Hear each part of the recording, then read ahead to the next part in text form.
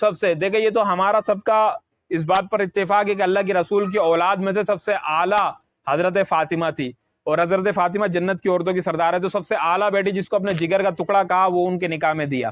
ان کے نکاح میں دے دی۔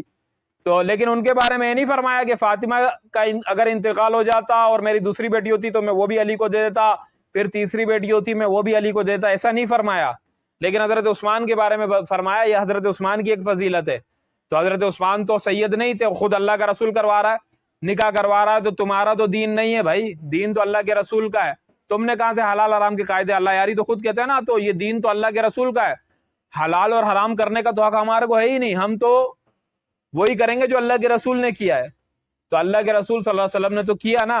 غیر سید کے ساتھ بھی نکاح کروایا۔ تو چلو اللہ یاری صاحب تو کہتے ہیں کہ کر سکتی ہے، لیکن شیعہ وہ کہتے ہیں کہ اہل تشیع اگر سیدہ مومنہ ہو تو مومن شیعہ کے